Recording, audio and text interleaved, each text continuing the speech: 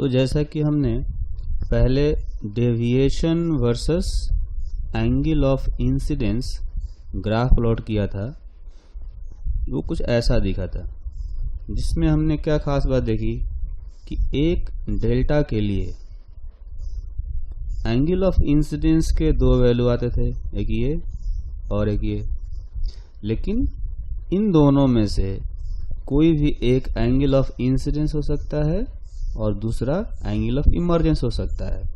हो सकता है कि जो बड़ा वाला वैल्यू है ये वाला, ये एंगल ऑफ इंसिडेंस हो तो छोटा वाला एंगल ऑफ इमर्जेंस हो जाएगा, या ये हो सकता है कि छोटा वाला एंगल ऑफ इंसिडेंस हो और बड़ा वाला एंगल ऑफ इमर्जेंस बन जाए।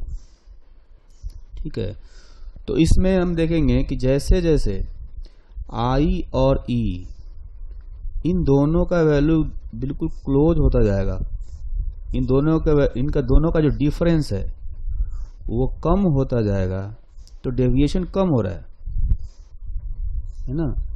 मिनिमम तब हो जाएगा डेविएशन, यहां पर मिनिमम हो जाएगा जब आई और ई इक्वल हो जाएंगे, ये डेल्टा मिनिमम है। लेकिन जब हम मैक्सिमम की बात करेंगे, यहां पर ये डेल्टा मैक्सिमम है, तो डेल्टा मैक्सिमम के लिए आई और ई का जो डिफरेंस है वो सबसे बड़ा है।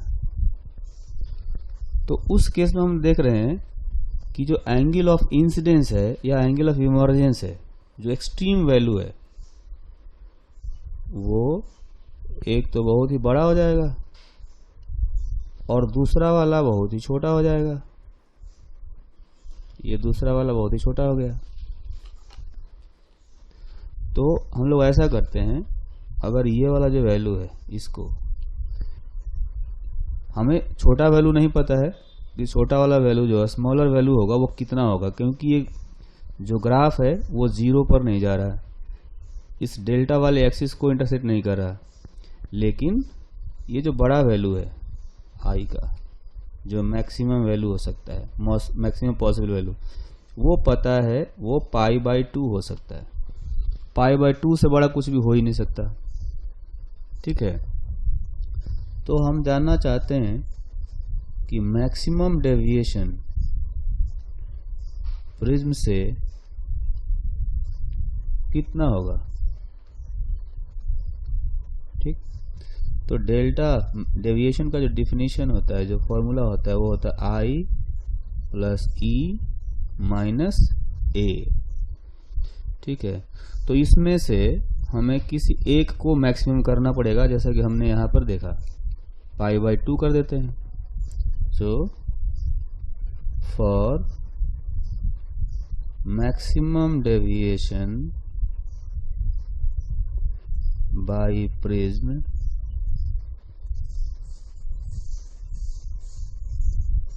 आइदर आई और E should be maximum and maximum value is equal to π/2। तो हम ऐसा करते हैं, मान लेते हैं कि जो मैक्सिमम वाला वैल्यू है वो एंगल ऑफ इंसिडेंस है, उसको हम लोग एंगल ऑफ इमर्जेंस भी मान सकते हैं, लेकिन let's consider i maximum is equal to π/2। ठीक है, तो अब हम क्या करेंगे, प्रिज्म से देखते हैं कि अगर आई का वैल्यू π/2 हो तो एंगल ऑफ इमर्जेंस क्या आएगा। तो सपोज एक प्रिज्म लेते हैं,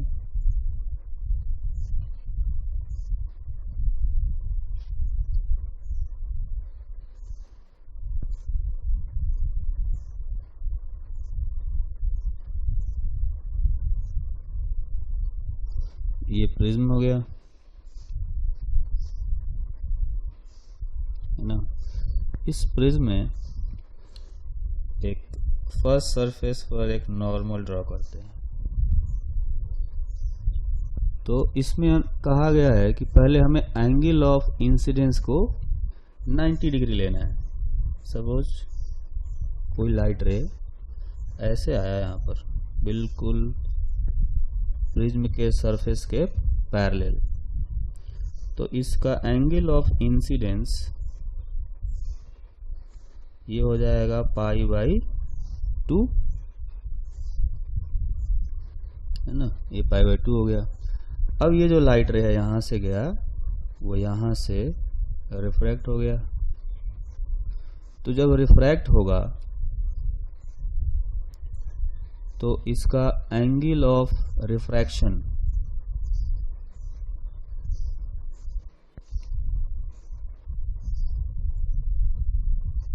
तो यहाँ पर एंगल ऑफ रिफ्रैक्शन जो है वो क्रिटिकल एंगल के इक्वल होना चाहिए, क्योंकि एंगल ऑफ इंसिडेंस π/2 है, तो angle of refraction critical angle के इक्वल हो जाएगा।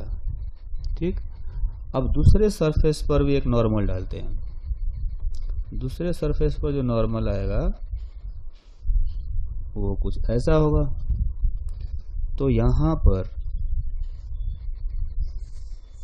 ये वाला जो एंगल है, ये वाला एंगल होता है एंगल ऑफ प्रिज्म ए। ठीक, तो दूसरा जो एंगल है सेकेंड सरफेस के लिए एंगल ऑफ इंसिडेंस, ये वाला एंगल ये हो जाएगा ए माइनस थीटा क्रिटिकल, है ना। ये जो एंगल है ये ए माइनस थीटा क्रिटिकल हो जाएगा। तो यहाँ पर सेकेंड सरफेस पर angle of incidence A minus theta critical होना चाहिए, और यहाँ से जो लाइट रे बाहर निकलेगा तो इस तरह से ये जो एंगल ऑफ इमर्जेंस हो गया। ठीक है, तो हम लोग सेकेंड सरफेस पर स्नेल्स लॉ अप्लाई कर सकते हैं, है ना। तो we can apply Snell's law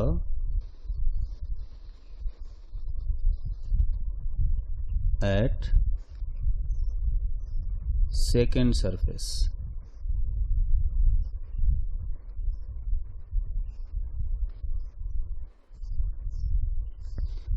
ठीक है, यहाँ पर एक ध्यान देने वाली बात है कि यहाँ पर जो पहली बार एंगल ऑफ रिफ्रैक्शन है फर्स्ट सरफेस का और सेकेंड सरफेस का एंगल ऑफ इंसिडेंस है, इन दोनों का सम एंगल ऑफ प्रिज्म के इक्वल होता है। इसलिए अगर यहाँ पर ये थीटा क्रिटिकल हुआ तो ये जो है angle a minus theta critical होना चाहिए। ठीक, अब सेकेंड सरफेस पर स्नेल्स लॉ अप्लाई करते हैं, तो mu sine a minus theta critical is equal to 1 sine e. तो फाइनली आ गया angle of emergence is equal to sine inverse mu sine a minus theta critical, ये हो गया। So delta maximum is equal to i maximum plus e minus a. यहाँ पर I maximum के corresponding ई का वैल्यू हम रखेंगे जो यहाँ पर हमने डिराइव किया है। तो आई मैक्सिमम तो हो गया π/2 और ई का वैल्यू जो अभी हमने डिराइव किया उसको लिखेंगे sign inverse mu sine a minus theta critical minus A. So final answer is delta maximum is equal to π/2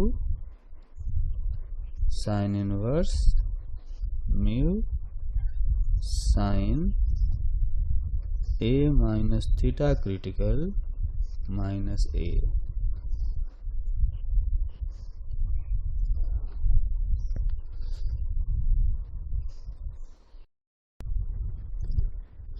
तो अभी हम लोग एक एग्जाम्पल करेंगे इस एग्जाम्पल में हमें deviation versus angle of incidence का ग्राफ दिया गया है। ठीक है, इसमें दिखाया गया है कि गिवन डेविएशन 30 डिग्री के लिए एंगल ऑफ इंसिडेंस जो हो सकते हैं वो है 30 डिग्री और 60 डिग्री। तो हमें पता करना है कि प्रिज्म का एंगल कितना होगा, है ना। We have to find the angle of prism.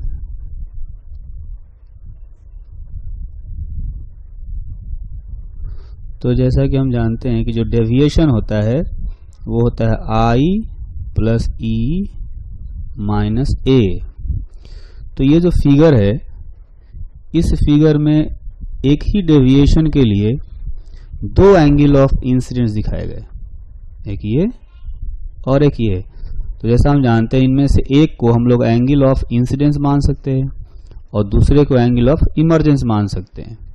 ठीक है, तो अगर एंगल ऑफ इंसिडेंस 30 लेंगे तो एंगल ऑफ इमर्जेंस 60 डिग्री हो जाएगा। 30 degree plus 60 degree minus A, और डेविएशन हमें 30 डिग्री दिया हुआ है। तो यहाँ से A का जो वैल्यू आएगा वो आएगा 60 डिग्री। तो ये हो गया एंगल ऑफ प्रिज्म। तो अगर थीन प्रिज्म हो, थीन प्रिज्म किसको कहा जाता है? थीन प्रिज्म वैसे प्रिज्म होते हैं जिनका angle of prism less than 10 degree हो। इनफैक्ट ये 6-7 डिग्री से भी कम होने चाहिए। तो इस केस में जो होता है एंगल ऑफ प्रिज्म जब बहुत ही छोटा हो, बहुत ही थिन प्रिज्म होगा, तो जैसा कि हम जानते हैं कि एंगल ऑफ प्रिज्म को लिखा जाता है R1 plus R2। R1 R2 क्या है, इसको हम लोग एक डायग्राम से समझ सकते हैं। तो एक प्रिज्म बनाते हैं।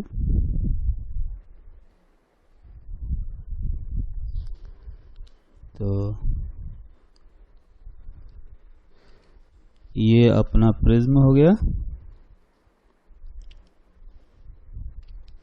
ठीक है, तो इस प्रिज्म में एक नॉर्मल ड्रा करते हैं यहाँ पर,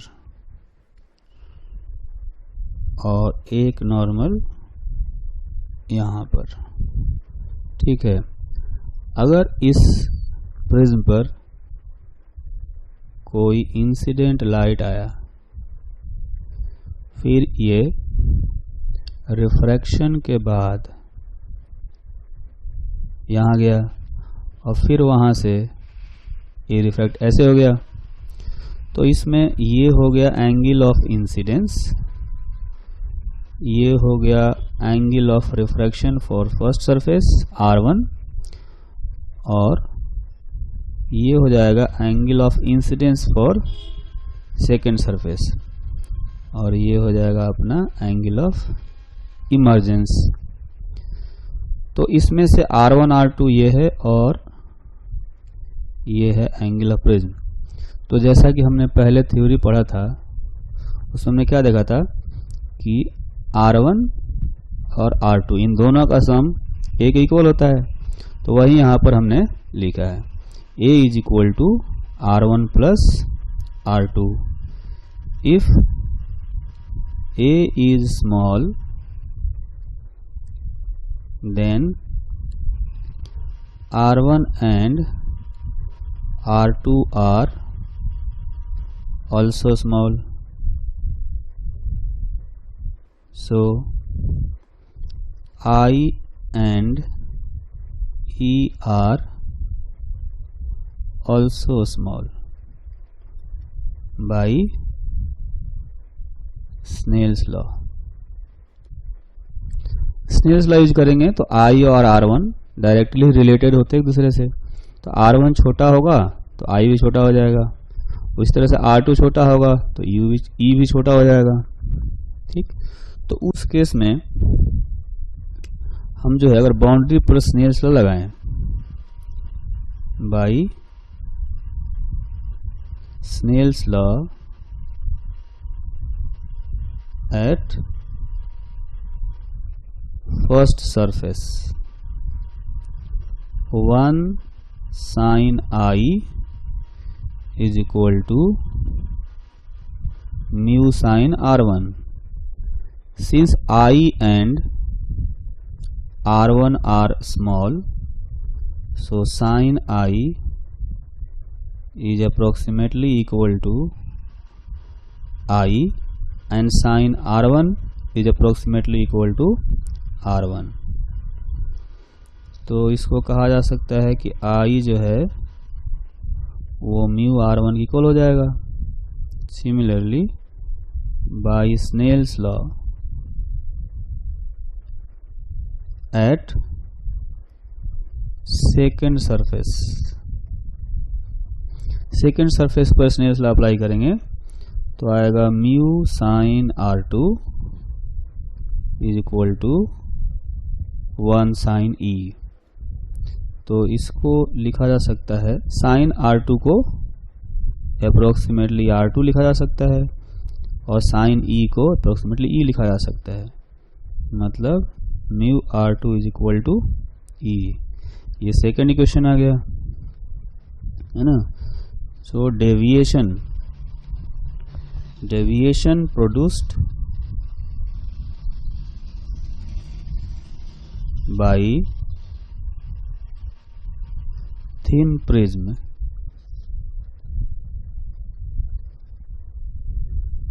is given by delta is equal to I plus E minus A. I can be written by first equation mu R1 and E can be written from second equation, that is mu R2 minus A. So mu R1 plus R2 minus A. तो जैसा कि हमने पहले यहाँ पर ये जो अपना इक्वेशन है कि R1 प्लस R2 A के इक्वल होता है तो उसको यूज करेंगे यहाँ पर. तो हो जाएगा mu A minus A. That means delta is equal to mu minus 1 into A. ठीक है. तो ये हम यहाँ पर कह सकते हैं कि जो डेविएशन है वो एंगल ऑफ इंसिडेंस पर डिपेंड ही नहीं कर रहा. So deviation produced by thin prism is independent of angle of incidence, that is I. तो थिन प्रिज्म जो डेविएशन प्रोड्यूस करता है वो एंगल ऑफ इंसिडेंस आई पर डिपेंड नहीं करता है. ठीक है.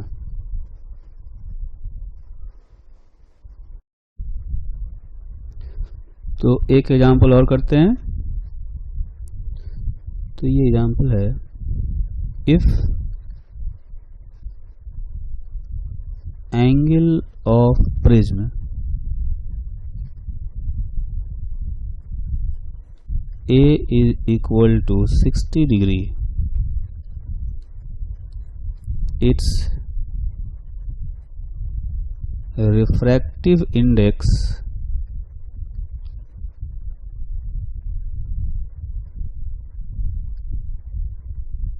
is 3/2,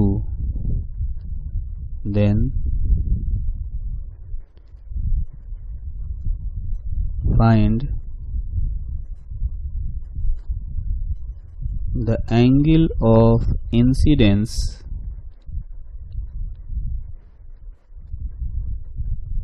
to get minimum deviation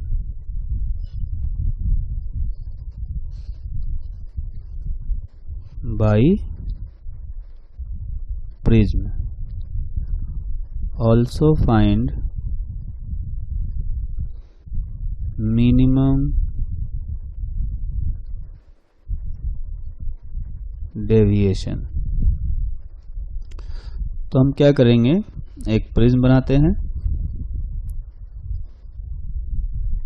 ये प्रिज्म है, ठीक। इस प्रिज्म में दो नॉर्मल डाल देते हैं। प्रिज्म के दोनों सरफेस पर एक नॉर्मल हो गए। अब हमें पता है कि मिनिमम डेविएशन के लिए लाइट रे सिमेट्रिकल तरीके से जाना चाहिए, ऐसे ऐसे। तो हमें पता है एंगल ऑफ इंसिडेंस और एंगल ऑफ इमर्जेंस दोनों इक्वल होते हैं, है ना। For minimum deviation I is equal to e होता है। अगर ये R1 है,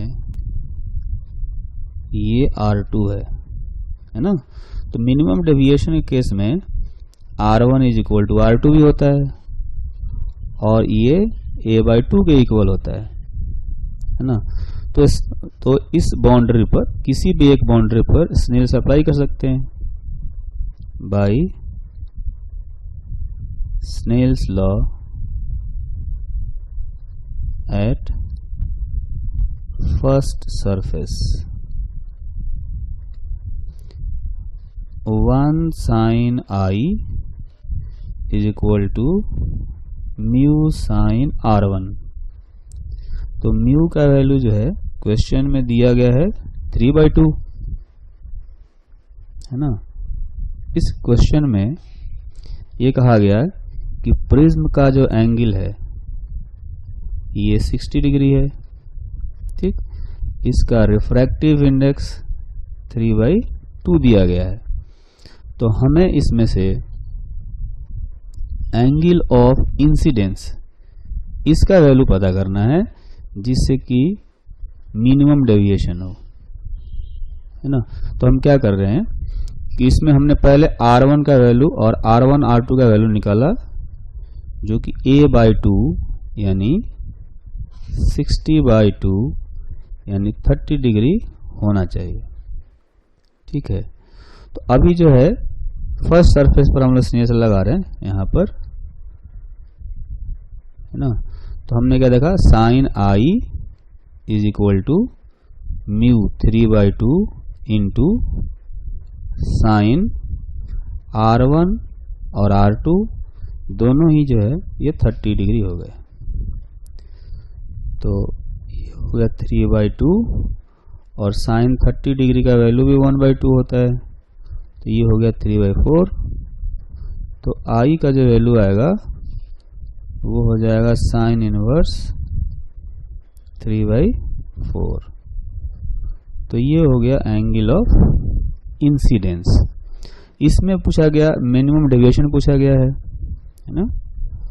so minimum deviation, minimum deviation जो होता है डेल्टा मिनिमम, ये होता है I plus E minus A। इसको लिखा जा सकता है 2I माइनस A। तो 2 साइन इनवर्स 3/4 माइनस 60 डिग्री, ये जो है मिनिमम डेविएशन हो गया, ठीक। तो एक और एग्जाम्पल लिखते हैं। ये एग्जाम्पल है कि ray of light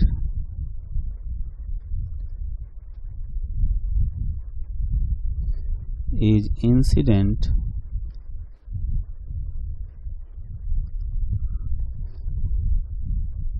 at angle 60 degree on one face of a prism.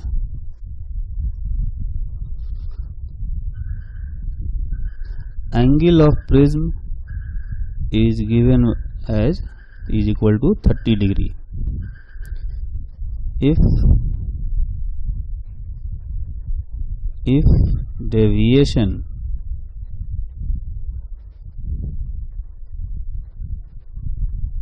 produced by prism is 30 degree, then we have to show that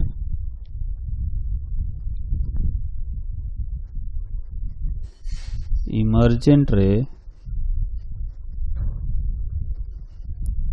is perpendicular to second face. Also, we have to find the refractive index of material of prism. ठीक, तो इसमें हम लोग देखेंगे कि जो deviation है वो होता है I plus E minus A। तो इस क्वेश्चन में एंगल ऑफ इंसिडेंस बताया गया है 60 डिग्री, एंगल ऑफ इमर्जेंस हमें नहीं पता, और एंगल ऑफ प्रिज्म भी 30 डिग्री दिया गया है। अगर देखें यहाँ पर तो एंगल ऑफ प्रिज्म 30 डिग्री दिया गया है, एंगल ऑफ इंसिडेंस 60 डिग्री दिया गया है, और ये डेविएशन भी 30 डिग्री दिया गया है यहाँ पर, है ना। तो सारे वैल्यू सब्स्टिट्यूट करने के बाद 30 degree is equal to 60 degree plus E minus 30 degree. तो यहाँ से E का जो वैल्यू आया वो आ गया 0। तो अगर E का वैल्यू 0 होने का मतलब है कि बिल्कुल नॉर्मल डायरेक्शन में लाइट रे इंसिडेंट हुआ होगा सेकंड सरफेस पर और नॉर्मल से ही के पैरेलल ही निकल गया होगा, है ना। तो ऐसे कर सकते हैं कि लाइट रे यहां से ऐसे गया और यहां से सीधा निकल गया ऐसे, ये एंगल 60 डिग्री होगा और यहां पर E का वैल्यू 0 हो जाएगा। E का वैल्यू 0 होने का मतलब कि सरफेस के परपेंडिकुलर जो है लाइट रे इमर्ज होगा। ठीक, अच्छा, हमें इसमें रिफ्रैक्टिव इंडेक्स ऑफ प्रिज्म भी निकालना है। तो फर्स्ट सरफेस पर अगर देखें तो फर्स्ट सरफेस पर चूंकि इसमें E अगर 0 है, since E is equal to 0 that means R2 is equal to 0. So R1 plus R2 is equal to A implies R1 plus 0 is equal to A, means R1 is equal to 30 degree. ठीक, तो first surface पर अगर Snell's law apply करें by Snell's law at first surface पर अगर Snell's law apply करेंगे तो आएगा 1 sin 60 degree is equal to mu sine R1, मतलब √3/2 is equal to mu sine 30 degree. Sine 30 degree होता है 1/2, तो म्यू का वैल्यू आ गया √3।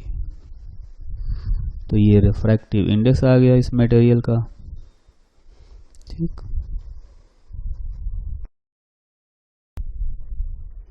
नेक्स्ट एग्जांपल करेंगे। A ray of light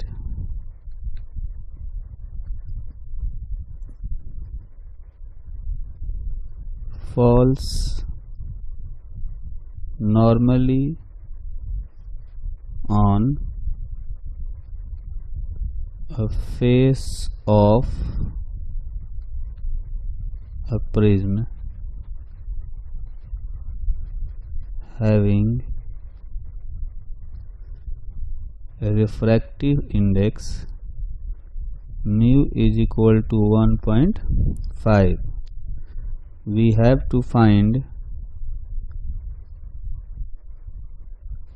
the angle of prism if the ray just fails to emerge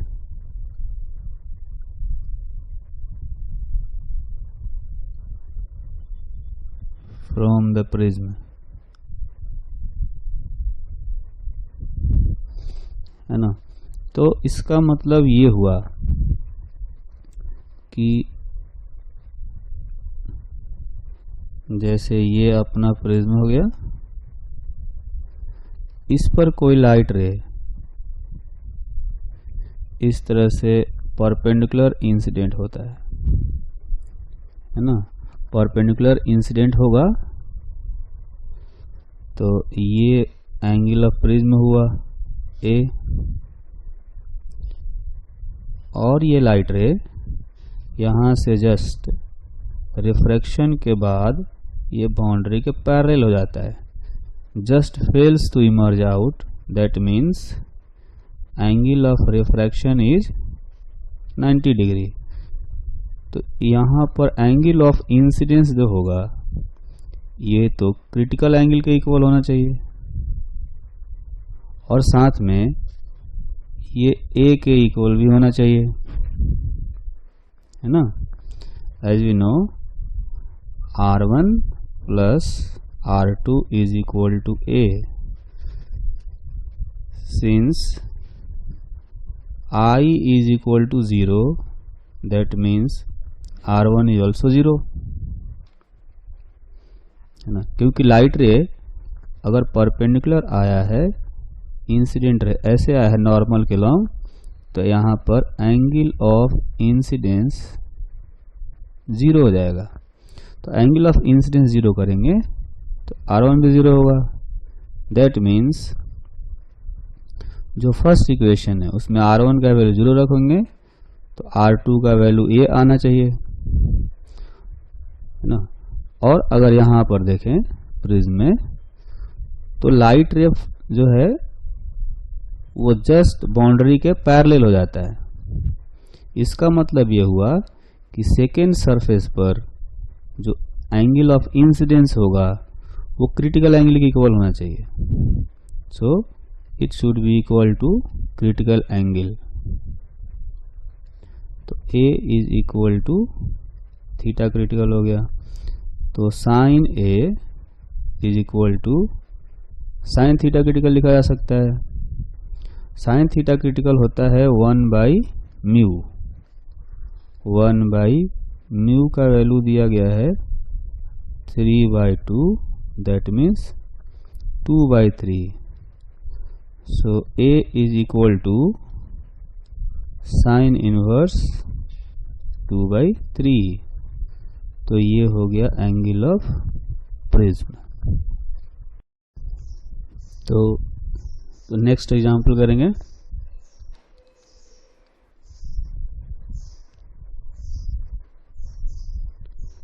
ray incident at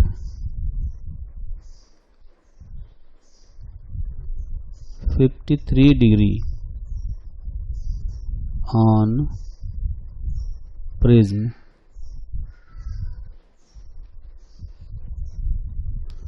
emerges at 37 degree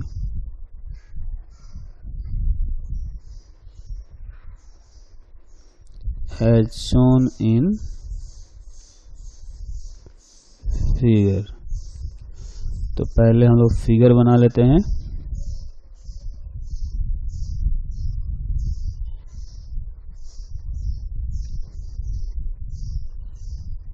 तो ये prism हो गया और प्रिज्म पर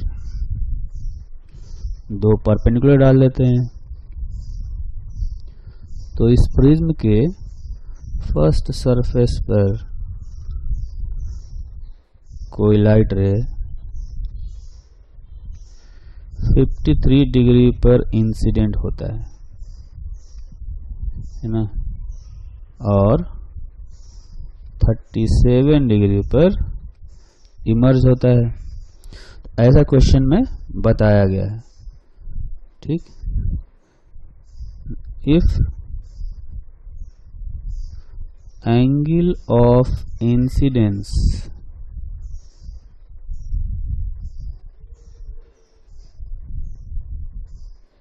is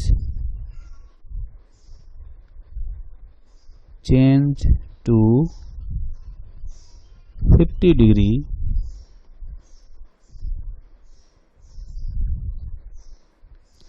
which of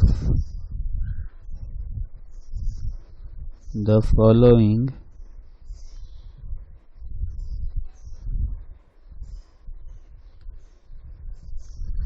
may be the value of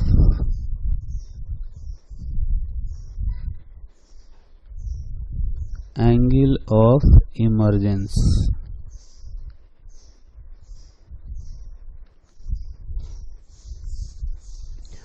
Options are 35 degree, 42 degree, 40 degree and 38 degree. तो इसके लिए हम लोग ऐसा करते हैं कि सबसे पहले एक deviation versus angle of incidence का एक डायग्राम बनाते हैं कुछ इस तरह से।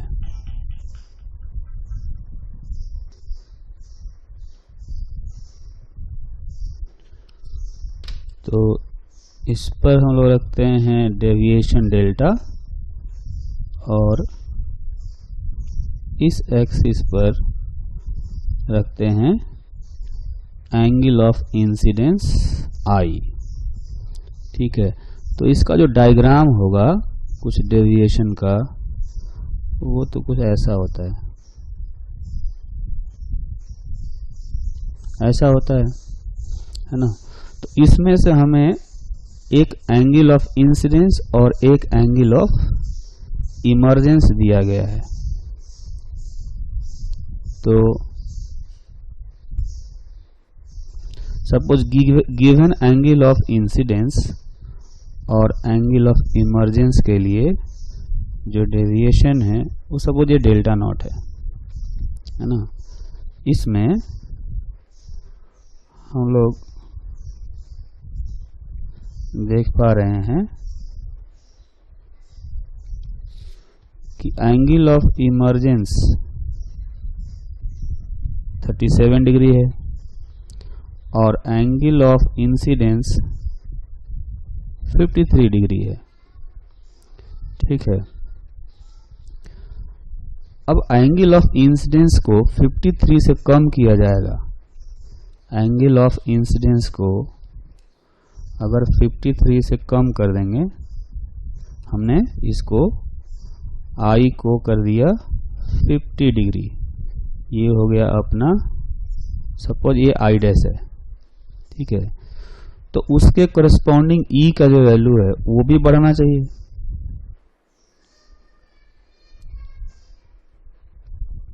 है ना।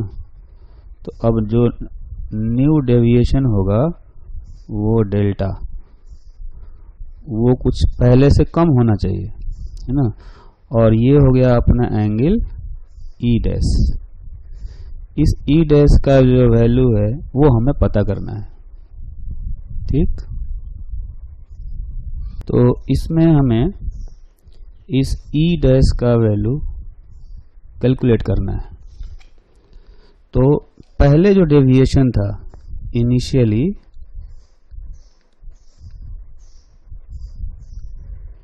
Deviation delta not is equal to i plus e minus a. तो आई था 53 डिग्री और ई था 37 degree minus a, that is 90 degree minus a, ठीक है।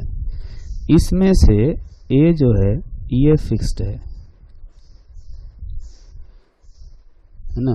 तो ग्राफ से हम देख रहे हैं कि जो डेल्टा है, new deviation, delta is less than delta not, that means i dash plus e dash minus a is less than i plus e minus a. तो i dash plus e dash should be less than I plus E, ऐसा होना चाहिए, ठीक है। तो अभी जो है, जो I डैश है, I डैश तो हमें दे दिया गया है 50 प्लस E डैश, और I प्लस E ये हो जाएगा 53 plus 37, that means E dash is less than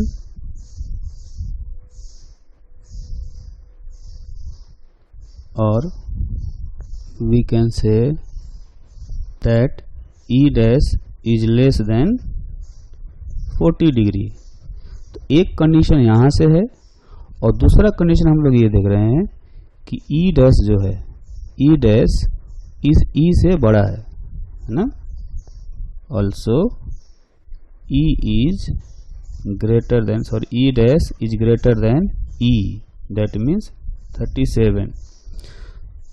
तो 37 से बड़ा ई डैश और 40 डिग्री से छोटा, एक ही ऑप्शन हमें दिया गया है, D option 38 degree. So answer is 38 degree.